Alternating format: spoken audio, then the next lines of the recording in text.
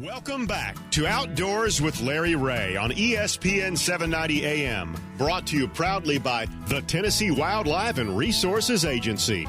Hey, good Saturday morning. Welcome back to Outdoors with Larry Ray. No telling how many times I've said that in 20 years, but it just rolls off my tongue. I wake up during the night sometimes and saying, welcome back to Outdoors with Larry Ray. So after all these years, but Ron Wong has hung on. He's over in Raleigh, North Carolina at the Major League Fishing Heavy Hitters going on this weekend, and we kind of explained that early on, but the winner's going to walk away with $300,000 come Wednesday. But, Ron, I know sit back and relax as we talk a little turkey to a guy that I've known him forever, it seems like. And he's one of my idols in the turkey hunting world. Well, you've only got one, so, I mean, that's pretty good to have this one, So, I've got several. I know several of them. Yeah, I think this guy walked me to death when I was young. Steve is still number one yeah, but in my book. Steve Turpin's on with us, whose family has been in the game call business for more than 120 years, and it's always good to have Steve. We were supposed to have him on our turkey show. He had a little vertigo that day, and so I got to get back with Steve because you talk about he's not just eat up a turkey. I mean, he's consumed with it right here and has been forever. Good morning, Steve. How you doing, buddy? Good morning, Larry. Doing well. Good. Glad to have you on. Great time to close out today's show with Steve. I know that we talked to Andy Tweed earlier, and we've set the record straight, folks. If you're hunting at Shelby Forest this morning, turkey hunting, this is Young Sportsman's Weekend. Don't be in there as an adult and try to tell Andy you're a kid and you're 60, okay?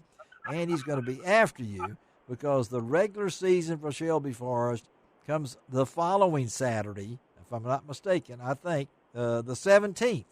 And so that's when you can hunt. And, Steve, I know you are Mr. Shelby Forest. I know you've probably killed more turkeys in Shelby Forest than maybe they've shipped to Middle Tennessee. I don't know.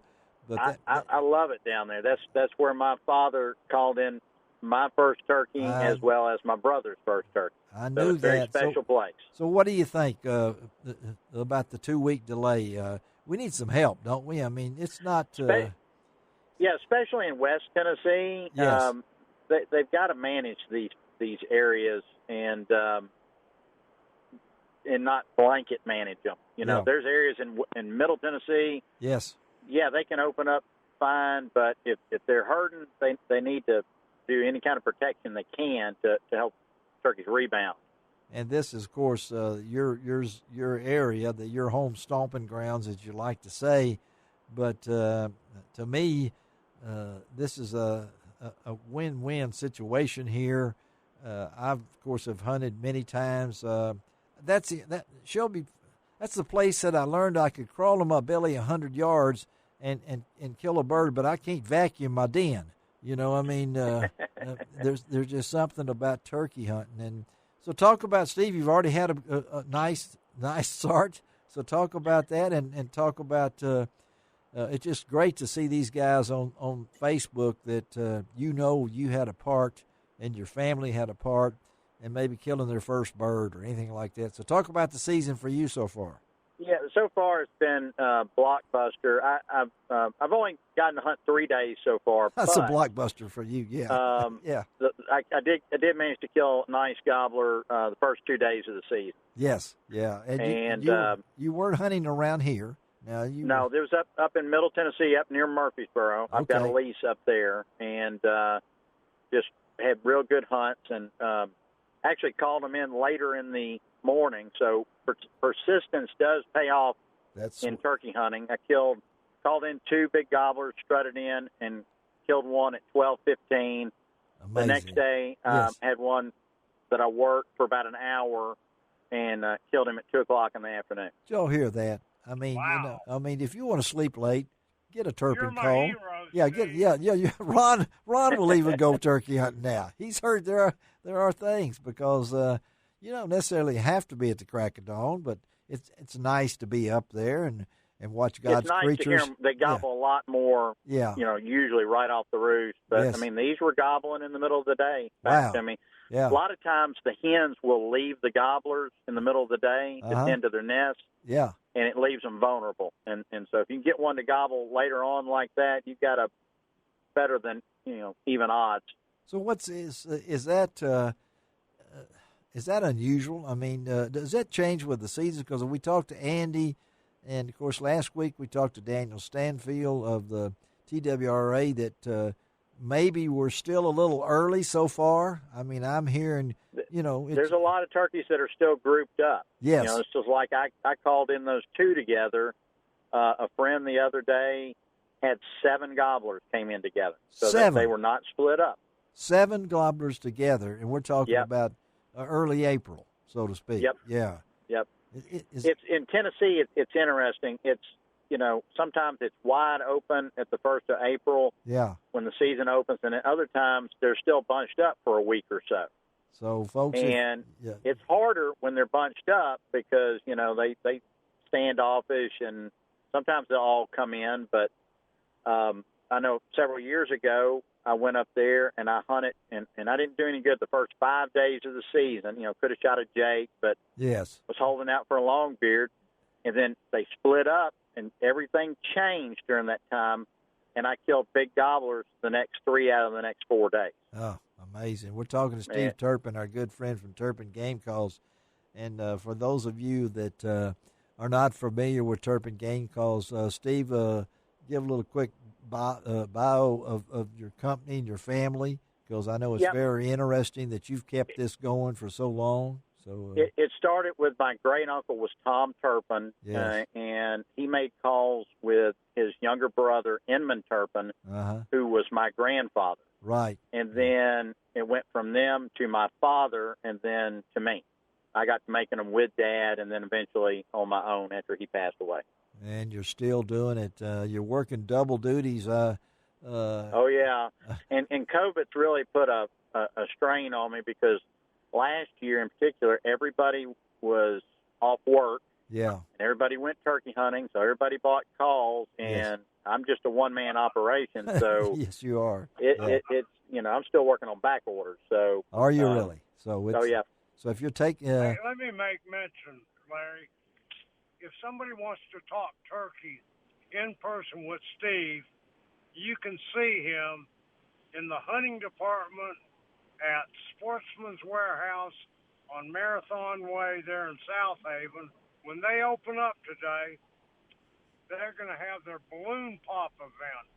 And the first 200 or 300, Steve, correct me, people that entered gets a balloon, and you pop the balloon, and it can have anywhere from 5 to 100%. Oh yeah, I mean that counts on guns and everything. Everything. Right. Yeah. Ammo, guns, everything. Well, I was under the impression that you were going to be helping to blow up those balloons this morning, Ron. How can you do that when you're in Raleigh? So well, I wish I'd know where that 100% one was. You'd put an X on it. I know. That's today at our good friends David Humphreys out there at Sportsman's Warehouse, where Steve is in the gun department, and I know Steve. I got to ask you this: what's your the shotgun you use? Give us a little tip. The last 3 years, I've been shooting a Benelli M2 20 gauge. A 20 gauge, okay. 20 gauge, and it will flat wear a turkey out with that, especially with TSS. Yes, well, we talked about on the turkey show. So explain that, because that's able to get turkeys. What's your distance that you prefer? I mean, what's your shooting range? I prefer inside 40 yards, but I could kill. Believe it or not, I could kill one out to 60 with it. Amazing, no doubt. I called in a coyote last year during turkey season and killed it at a solid 60. At what? How far? 60. At 60, the coyote. And that's a legit 60 too. Okay, so what choke are you using? I'm using an Indian Creek 555. Yes. It's real tight constriction. Yes. And it's the pattern. It's out patterning my 12 gauge. It is. Well, yeah. Golly. So what's the closest you've ever killed a turkey? Oh,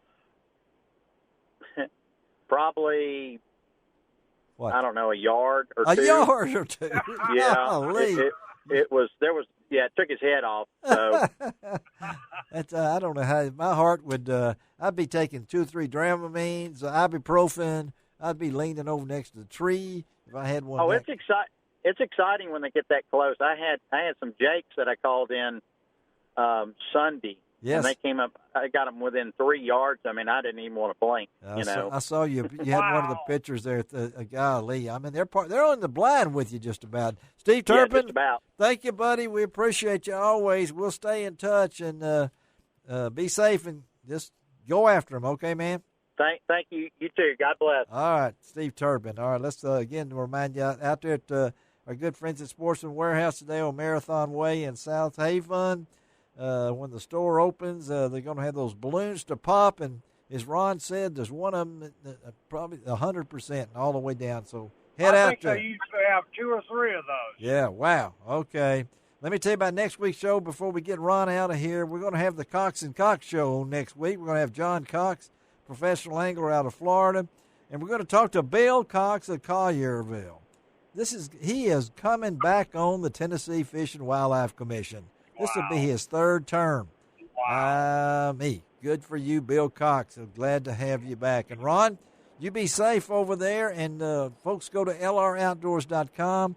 Ron's going to be, That's right. We'll have all those pictures and some videos with Samantha Guy with Ron. And she will definitely make that video a lot better than Ron. No, I'm just saying that. No doubt. Absolutely. All right, Ron Wall. Appreciate you, buddy. Right. And how do we close this thing every time? We say it doesn't cost an extra cent to be a good sport. And what else? God bless the USA.